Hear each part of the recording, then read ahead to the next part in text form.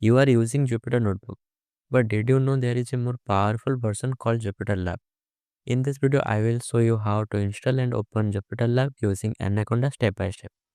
Hi everyone, this is CodeNFacts, where coding is simple, practical and beginner friendly.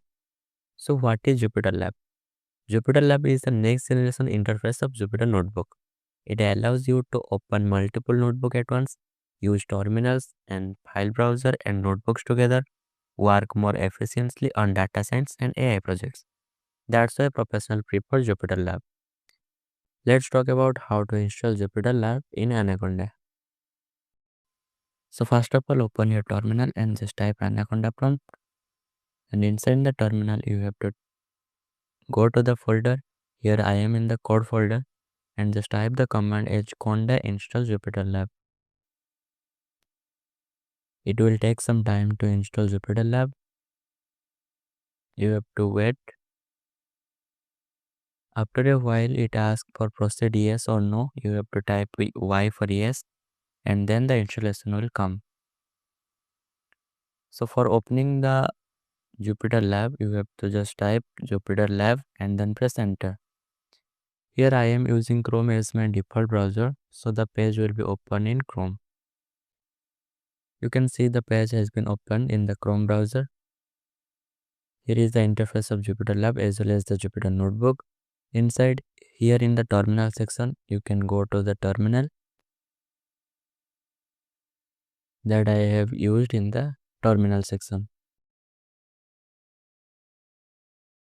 Here I am using Python 3. A Jupyter Notebook.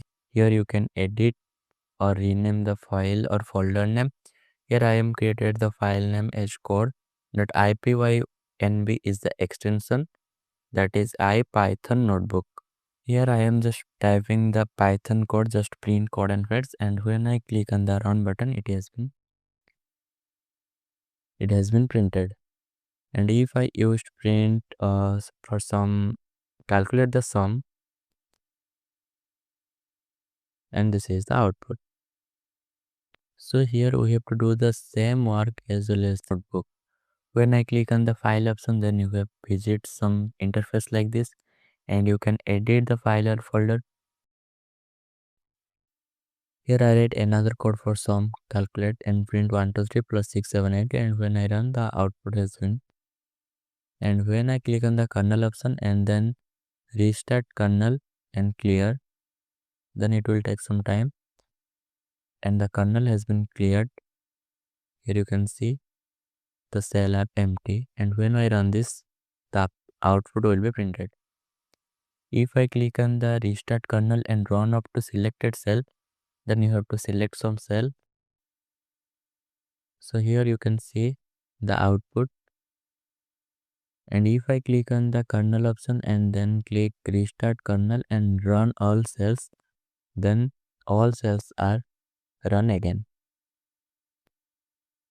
And when you click on the setting option, you can see some settings. This is all about for today. See you in the next one. Till then, keep coding, keep creating.